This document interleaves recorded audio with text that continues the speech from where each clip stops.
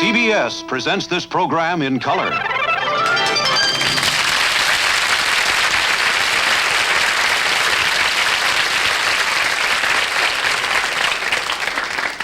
Good evening, ladies and gentlemen, and welcome to our show. We have, we believe, a real fine program for you tonight. Isn't that right, Tommy? I think it's a great... I said, isn't that right, Tommy? It's a fine program we have for the people. Yeah, it's a fine program. I'm sorry, I wasn't listening. My mind was elsewhere. Tommy, that's nothing new. Your mind's always elsewhere, but you've got to pay attention a little bit. Now, when we start the show, pay attention. Well, see what I was doing? I was just thinking about an opera. See, I'm writing an opera, and I was just thinking about it. I'm sorry. Sometimes my mind gets carried away when I'm thinking about You're this. writing an opera? I didn't know. Well, see, you were actually, writing an it's not an opera per se. An opera, it's a soap opera. See, I just started on it. A soap opera. Yeah, it's very exciting, and to write a soap opera like this. Do you want to hear how part of it starts? I guess so. Go ahead. This is the start of this Okay. opera. It goes soap, soap, soap, soap, soap. Hey, wait a minute, soap. wait a minute. What is that? Just the first 8 bars.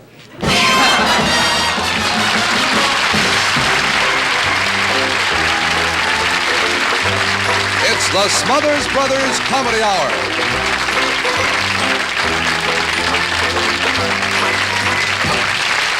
With guest stars Elaine May, Esther Ofarim, the Blues Magoos, Nelson Riddle and his orchestra, and the Jimmy Joy Singers.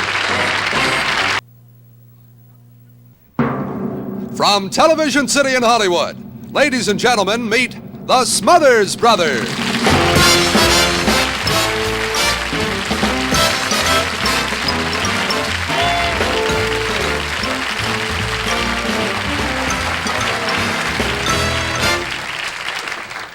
One, two, three, four, hit it.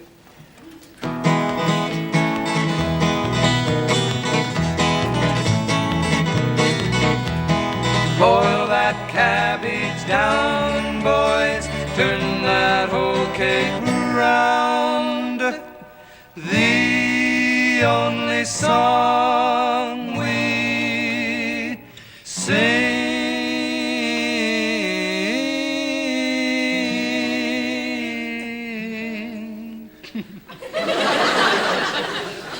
Boil that cabbage down, boys. Turn that whole cake round. Only song I ever did sing is boil that cabbage down. Boil that cabbage down, boys, turn that old cake brown. The only song I ever did sing, boil that cabbage down. Take it, Tom. No.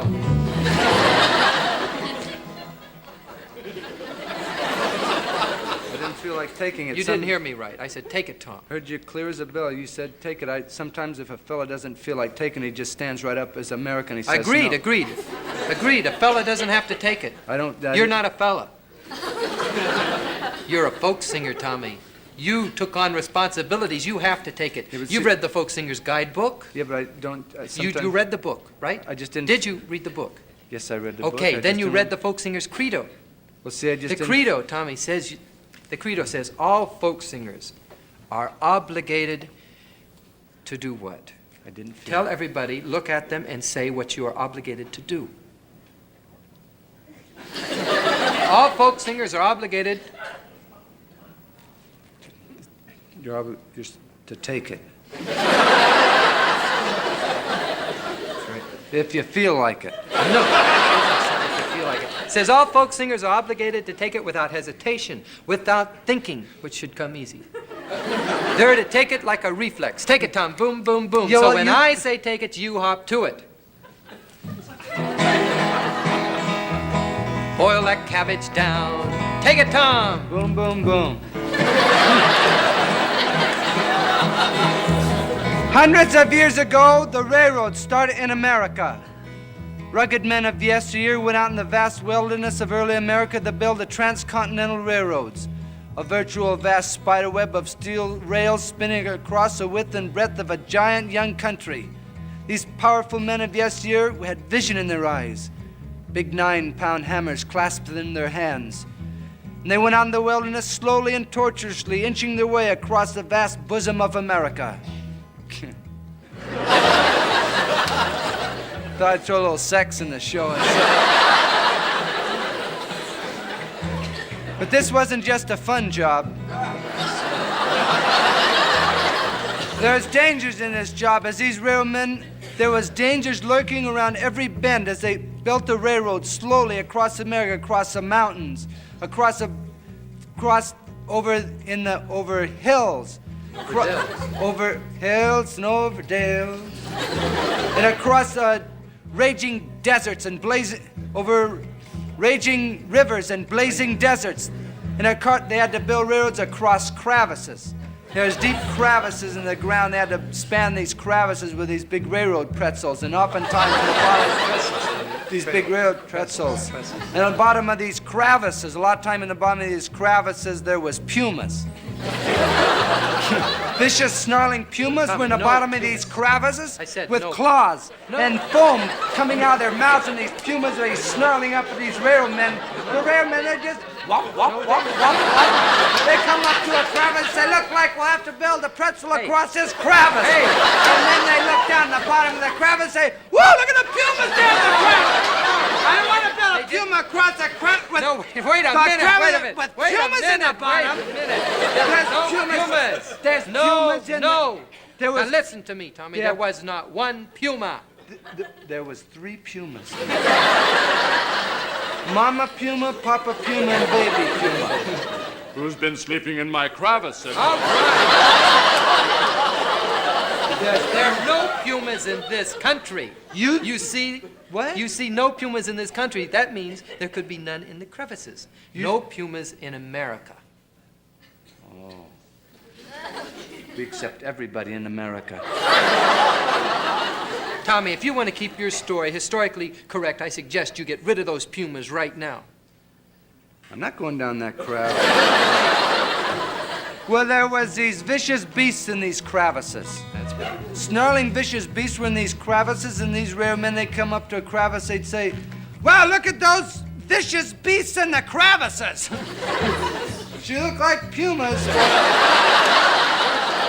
but they weren't pumas. And these railroad men were sore afraid. Yes, Americans, the transcontinental railroads were completed. Took a Herculean effort on the part of these men of yesteryear.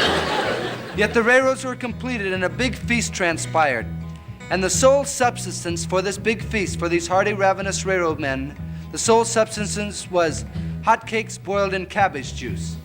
They take this cauldron, big pot or cauldron of cabbage, boiling cabbage juice, and then they just, a lot of these railroad workers, they finished up the rail, they'd come by and go, whoop, there goes a hot cake and a cabbage juice. They put hotcakes in the cabbage. And then they'd haul these hotcakes in this cabbage juice, and they'd boil it, they'd boil these hotcakes in the cabbage juice, I'd say, for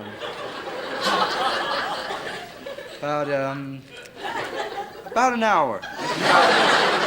Don't they get awful soggy? Yeah, they get the hotcakes all soggy. They disintegrate. And they go all mushy in the cabbage juice. Then some of the big guys, the biggest guys, they'd take this cauldron, this big pot of cabbage juice, and they'd pour it, or they'd strain it and pour it out through a T-shirt.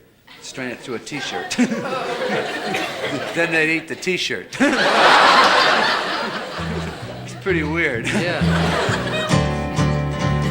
Hotcakes and cabbage juice, the men all thought it swell.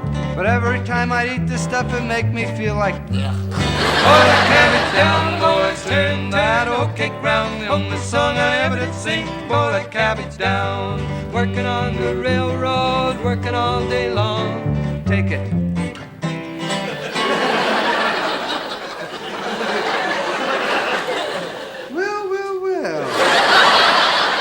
Tommy, I thought You ever were read the Folk Singer's Guidebook? Yes, I read the guidebook. When someone says take it, you're obligated to take it. I know that, but Well, you didn't take it.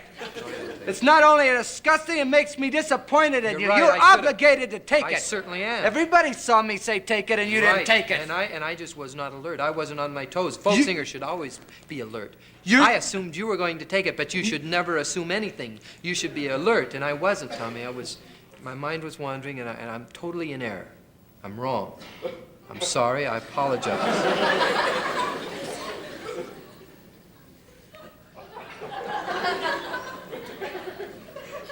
I'm going to let it go this time. Working on the railroad, working all day long. take it. Working, working, working, working, working, working, working. Boil that cabbage down, boys. Oh, keep round, only song I ever did sing. Boil that cabbage down, boys. Turn that old cake round, only song I ever did sing. Boil that cabbage down. Boil, boil, boil, boil, boil, boil down.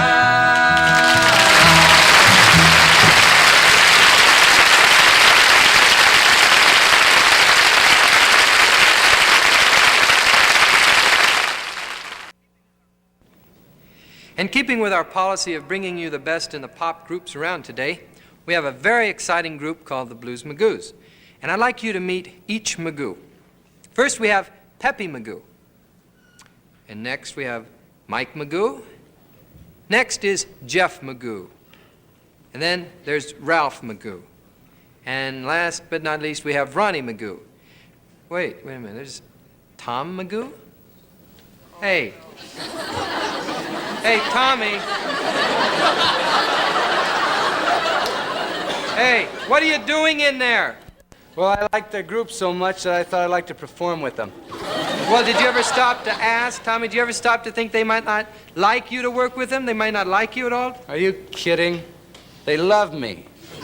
To know me is to love me. Okay, well, let's see, Tom. Hey, fellas, how do you feel about my brother working with you in the group? Hey, guys, cool. It's okay. I'll drop out. I can take a hint. I'll hang up my hair. Ladies and gentlemen, here performing their hit record, Pipe Dream, are the Blues Magoos. Now, they're going to play for you their far-out brand of psychedelic music. So hold on to your chairs. Do not adjust your sets, for you're about to take a trip.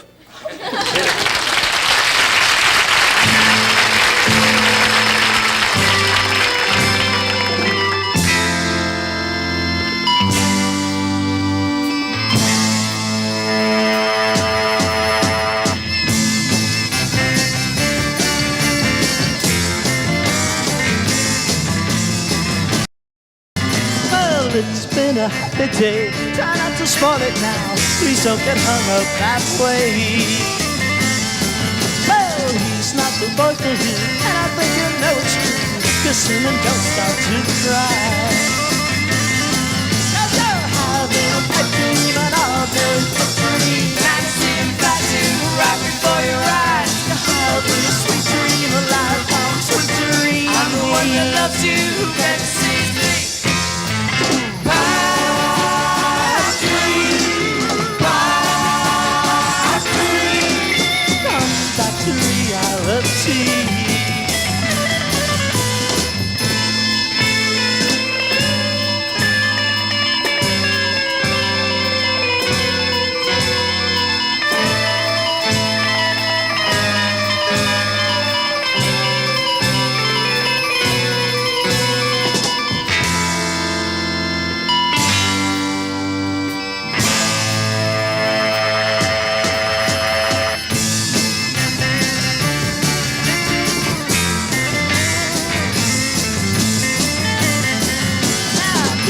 There's always me, that's the way it's gonna be. The sentimental goodbye.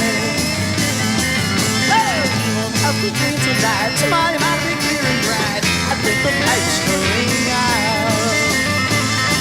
Well, you're having a pipe dream, an ordinary pipe dream. Dancing, flashing right before your eyes. You're having a sweet dream, a lifelong sweet dream. I'm the one that loves you, can't you see it's me?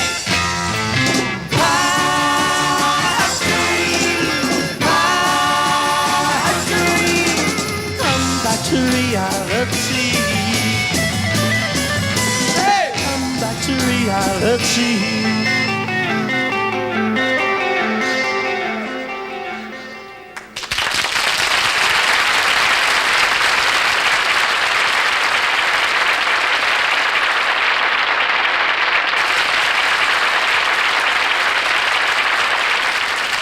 This week, of course, the Academy Awards show. And watching the show and seeing the various winners make their acceptance speeches, you'd never guess that they actually spent hours at home getting ready for this moment. Let's look in on one of these nominees, played by my brother Tom, and his wife, played by Elaine May.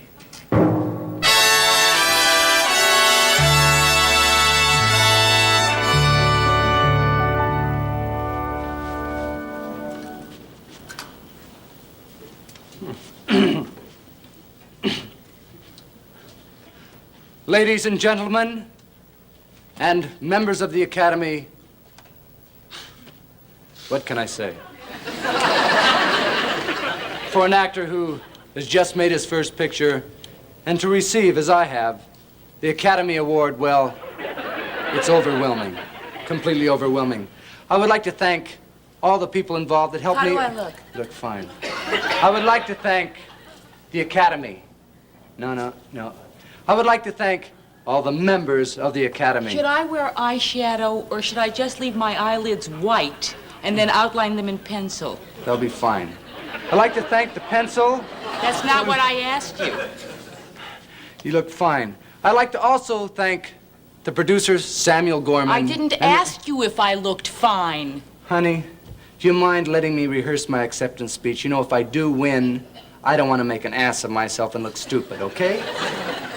What makes you think you'll sound any smarter if you rehearse?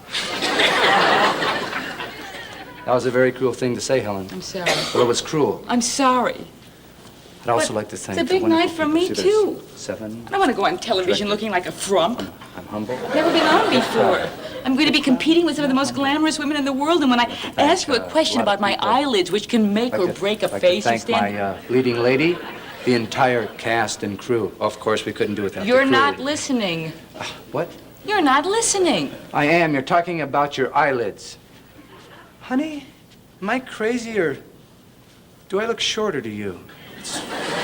I'm not going tonight. That's funny. I look shorter than I did this morning. You know, I'm a tall man, but I look shorter. Did you hear me? I said I'm not going tonight. That'll look good with eyelids. I would also like to thank the United States Navy for its cooperation in letting us use their ocean. And last but not least, I'd like to thank the CIA for financing this film. Thank you very much, CIA. Good night. Good night. Good night. But perhaps most of all, I would like to thank the author of this movie, whose touching story about a young sailor who discovers his mother just married his uncle just exactly 6 months after his father's death. Well, it was this vehicle which gave me and earned me this award. I am humble, yet proud. And say that there's a lot of people who are important who've made this thing. Seymour. Honey, please don't call me Seymour. You know I've got a new name, so use it, won't you please? Oh, I'm sorry. okay. Irving. What?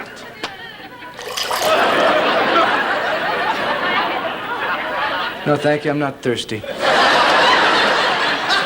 That Hollywood had the courage and the strength and the unusual sensitive story and the talent to make it well. Oh, I like that. The courage and the talent to make it well. The talent and the courage to make it well.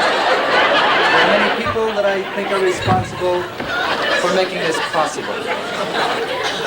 There are many possible people who made this responsible, I should say. That's a good line. I'll write that down. Irving. Yes, dear. Irving, guess what? What? I'm going to have a baby. Good. That'll look stunning. It is to that talent and that courage that I am indebted to tonight. Thank you. Thank you. Oh, no more. No more. Thank you very, very much. Well, I guess I'll just go put on your hat and coat and get ready. Good, we don't want to be late. Good. What more can I say? I said thank you, and I really had so many things in my heart that I wanted to share with you for this momentous occasion, except, well, excuse me, but thank you very, very much. You've been marvelous. Thank you, Hollywood. Irving. Irving, Yes. I'm ready. How do I look?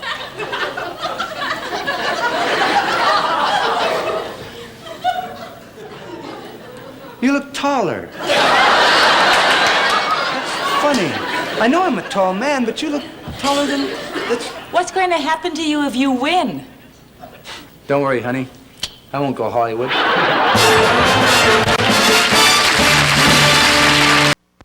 For tonight, for those of you who missed it, we would like to show you our version of a few scenes from the great pictures, the big pictures of 1966. The first one we'd like to show you is Alfie. This is the dramatic story of a heartless young cad from London who was loved by many, many women, but could not love them in return. And here's a highlight scene showing Alfie getting rid of a woman he no longer cared for.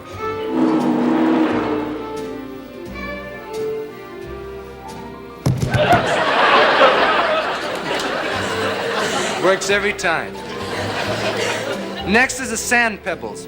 The Sand Pebbles is about a young machinist mate aboard a U.S. gunboat in China and his constant conflict with a spineless lieutenant. Now this is the dramatic scene when the young machinist mate tells off the cowardly officer.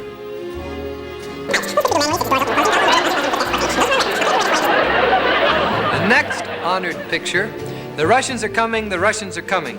It's a very funny comedy about a Russian submarine which ran aground near a New England town. In the tenth scene near the end of the picture, the Russian submarine is threatening the town with their cannon. It's going to shoot the townspeople. But the local police chief faces the Russians firm and unafraid.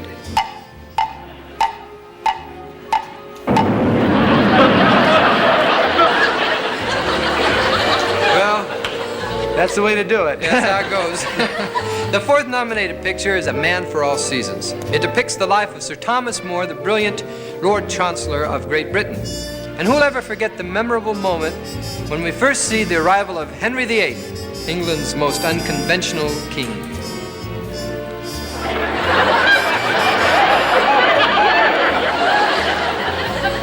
They hang around Hollywood all the time. The final nominated film was Who's Afraid of Virginia Woolf? A powerful and moving drama about a husband and wife and two angry and tortured, bitter people who are constantly arguing with each other. And I personally will never forget the scene when they drove home from a roadhouse and had their most explosive argument.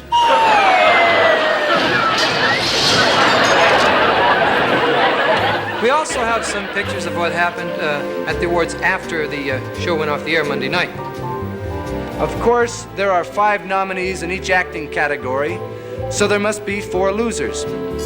But in the tradition of show business, they're very good sports about losing. And these pictures show how 3 of those losers spent the evening after the awards.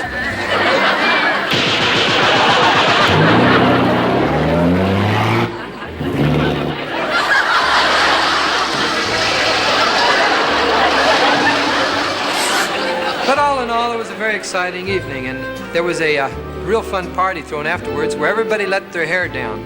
And here's the highlights of that evening.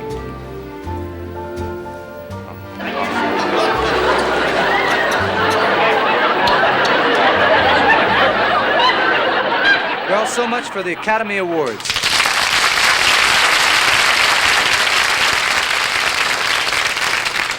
You know, on our third show, we presented to American television Miss Esther Ofarim, and we were happy to find you liked her as much as we did. So here she is back again. Ladies and gentlemen, Esther Ofarim.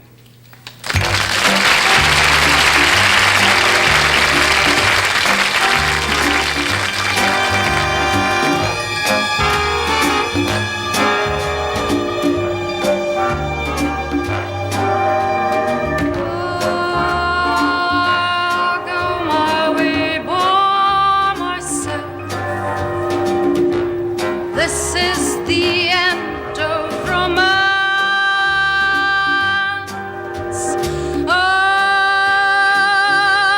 go my way by myself. Love is only a dance. I'll try to apply myself and teach my heart.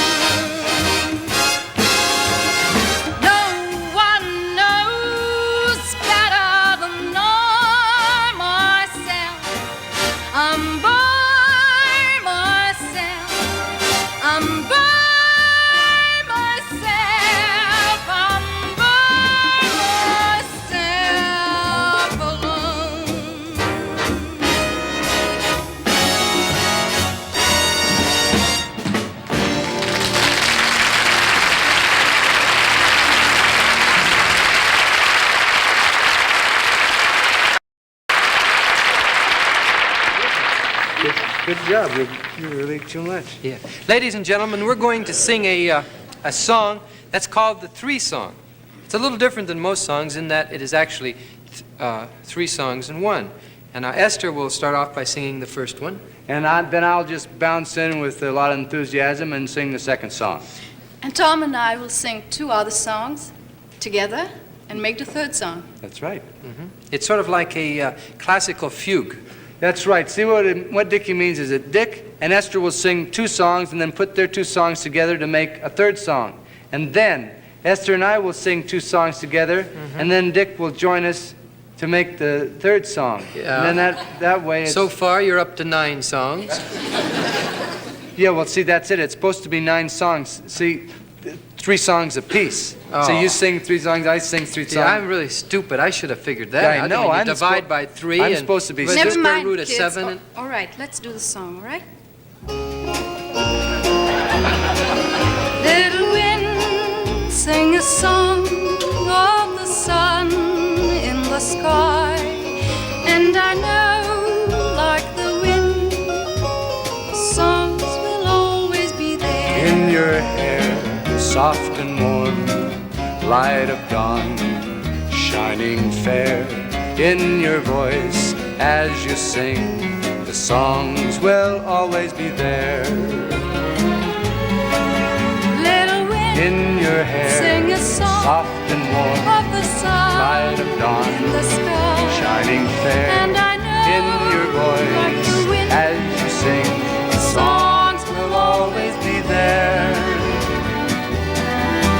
Little wines are the kiss of the fruit from the earth, and I know there I taste surely the sweetest of all. in your lips, sweet as dew on the vines in the fall.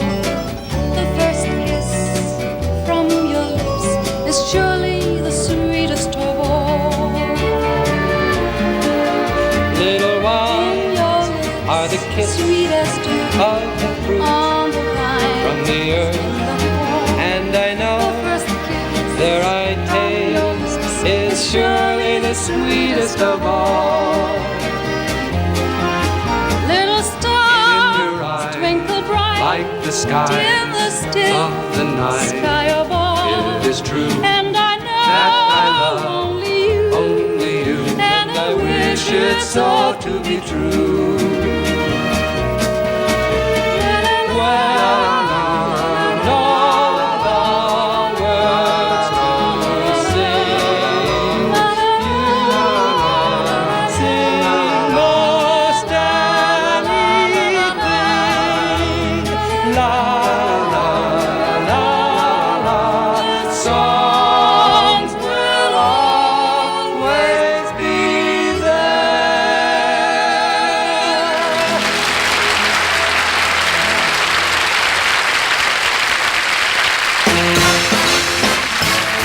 We'll be right back with Elaine May, Esther Ofarim, and the Blues Magoos on the second half of the Smothers Comedy Brothers Hour.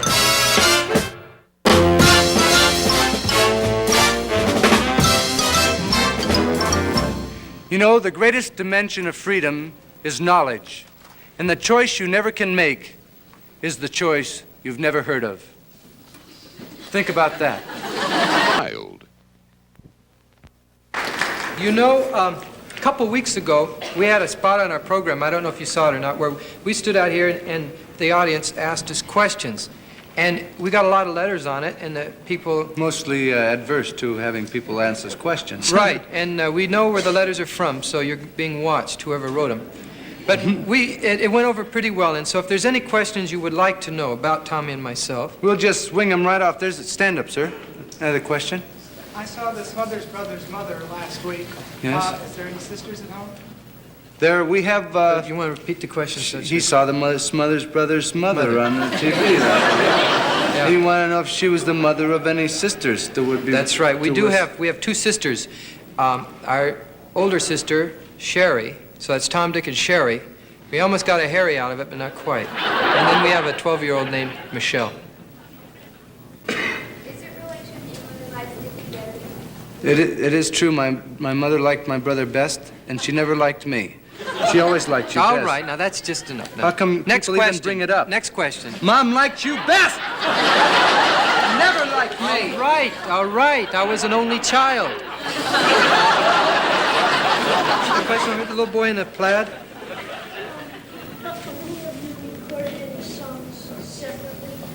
Have we recorded any songs separately? Yes, I recorded a song by myself. You never told me that.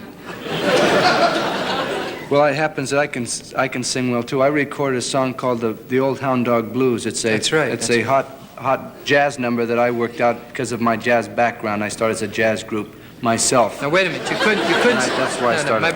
My brother, you didn't start as a jazz group because we all know it's impossible to be a group, Tom. No, I started off as a group. I had so much jazz in my soul that I started off by myself. It was a whole group. It was a whole group by myself. People would say, "Boy, you sure got a lot of jazz," and I'd say, "Well, I certainly do. I've got a lot of." I recorded an album. My brother has recorded a song by himself also, but we're brothers and we try to work together as much as possible. That's right. Or as little as possible. We don't like. We don't like each other. Lady way in the back there. Stand up.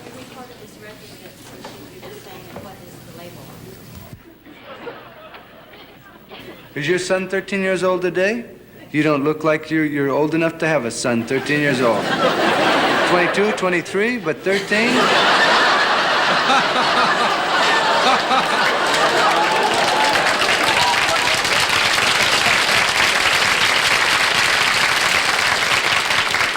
This section here has been notably quiet. Is there any reason for that? It's an oil painting. That's right. Any questions over there? Way in the back, the man standing up. What'd you say? Does it pay to act ignorant? Very well.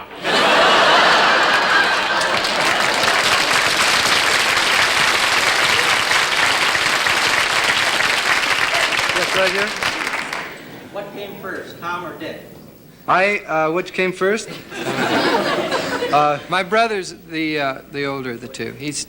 A lot of people don't think that I'm older. Do you want to tell? No, don't but tell he's me. just older. I am older. I'm 10 or 12 years older at least. The favorite instrument? I would say French horn. I don't play French horn, but I like French horn very much. Next question. I have a French horn. Next question. Yes, stand up. We were born in New York City. Both of us were born in New York City, but we're Californians. How old are both of us? Together we are... I am 29 and my brother is 28. 28 and 29. We're darn near twins, and it was tough on my mother.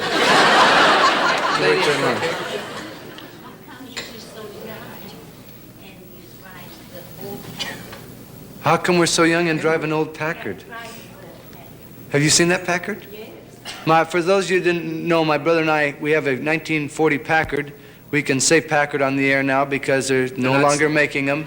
We can't say Crayolas, but we can say... We enjoy the old cars. We think they're wonderful. They made cars very nice, and it was before the war started.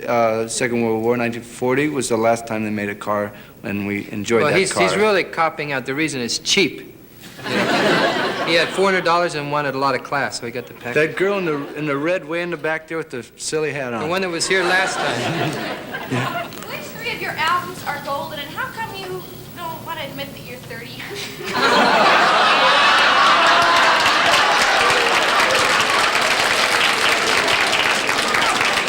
Okay, next question. No other questions? A lady in front. How long have you been in show business? How long have we been in show business? We started in 1959 at the Purple Onion in San Francisco, and that makes it somewhere around 9 years. Hey, are there any requests? I know a lot of people have heard our album. Any requests for songs that you'd like to sing? Just holler them out. Holler them out. What? Stella's got a new dress. Mediocre Fred, I heard. What about the preacher? Church bells. Any others? Just tell them out if you have any requests, because this, yes? Westminster Cathedral? Westminster Cathedral. Last, The Last Great Great Waltz. Pretoria. We want to thank you for your request, but we already have our show planned.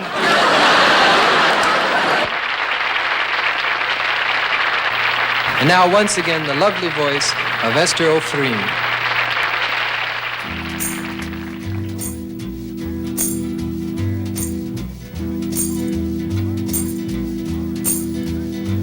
Sometimes I feel like I'm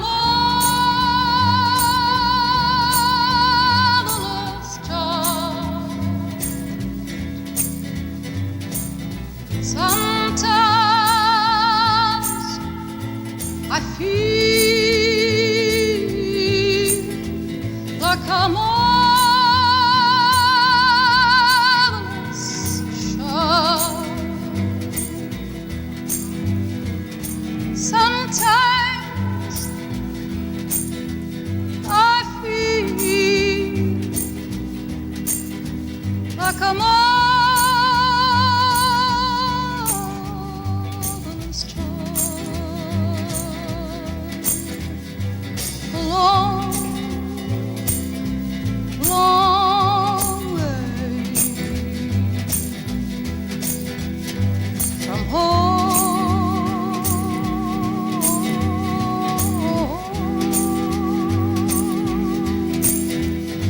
A long,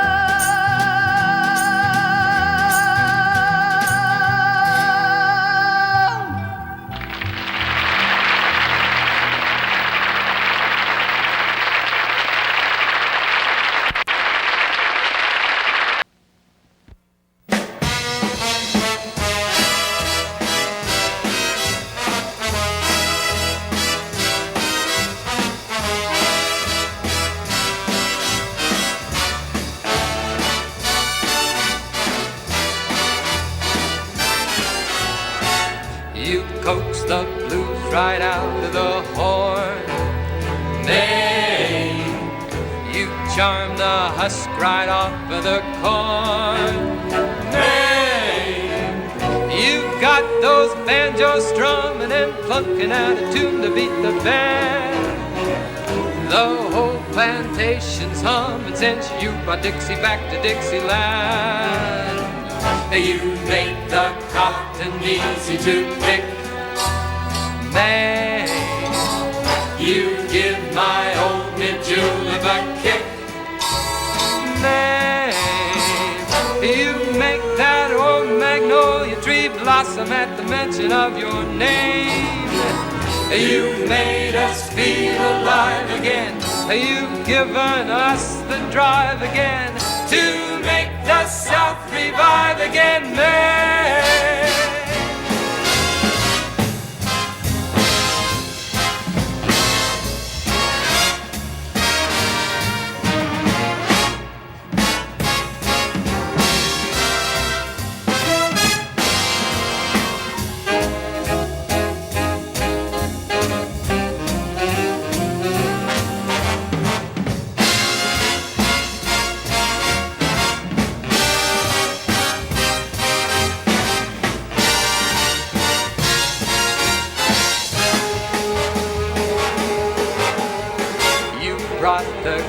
Walk back into style. May, you make a weeping willow tree smile. May, your skin is Dixie satin. There's rebel in your manner and your speech. You may be from Manhattan, but Georgia never had a sweeter peach. You make our black-eyed peas and our grits. May seem like the bill of fare at the Ritz. May, you came, you saw, you conquered, and absolutely nothing is the same. Your special fascinational proved to be inspirational. We think you're just sensational, 'cause you're so inspirational. We think you're just sensational.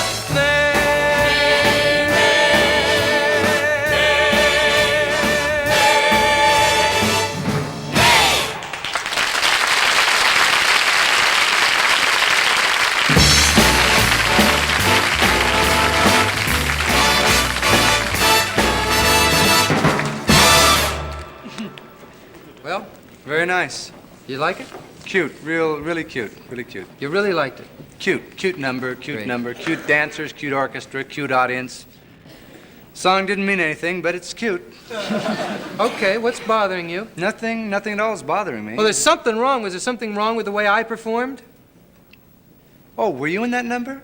Of course I was in that number. That number was set up for me. All the sets and the lights, everything just for me, just for my number. Well, I guess they weren't going to take any chances with little Twinkle-Toes Dickie Smothers, were they? Now, what kind of remark is that?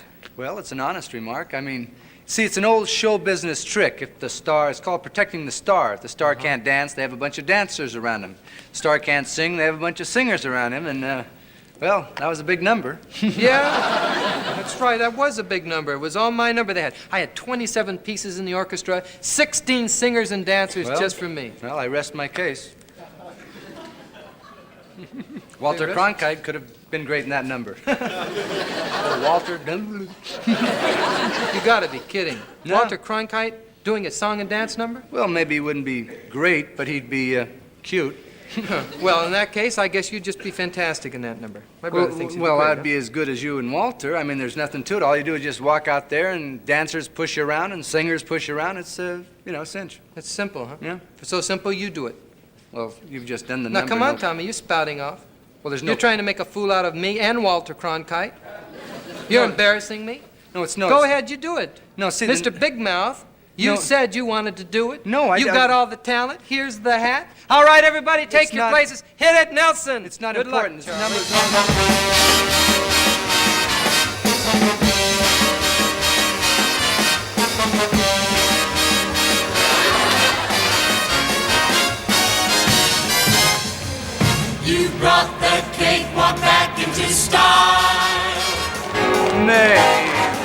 You make the weeping willow tree smile.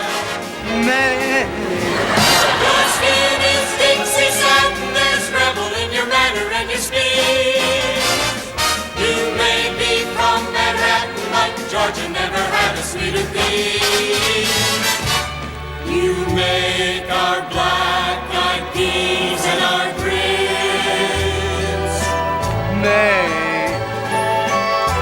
seem like the bill of fare at the Ritz.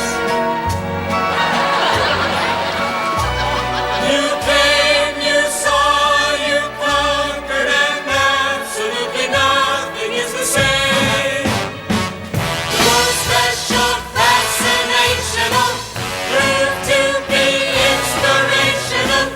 We think you're just sensational, 'cause you're so inspirational.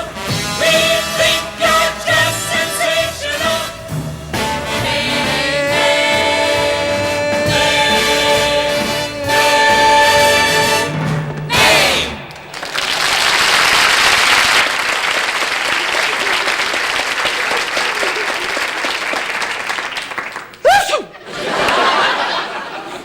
Don't go away, we'll be right back, maybe.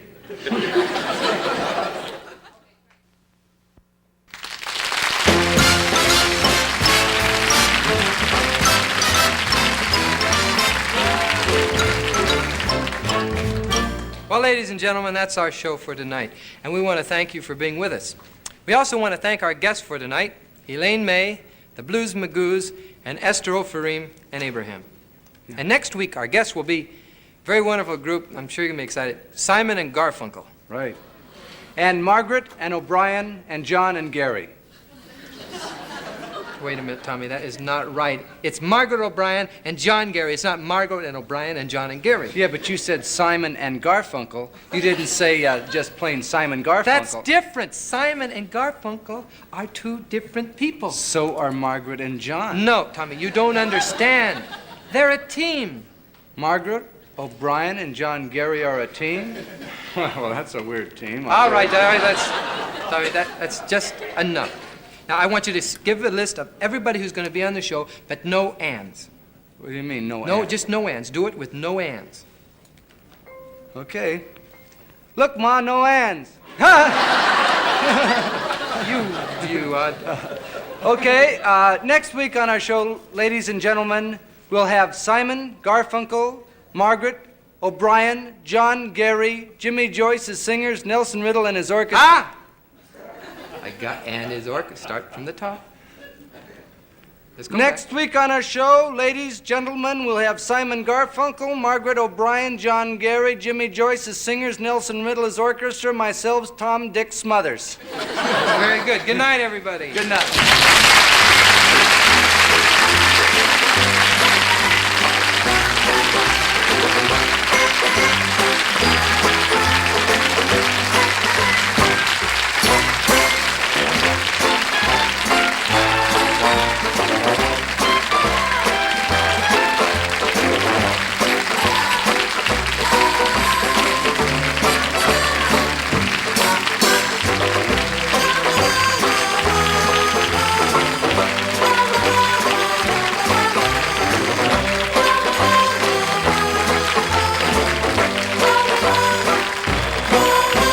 Comedy sketches this evening were written by Elaine May. The Blues Magoos were pre-recorded. This is Roger Carroll speaking.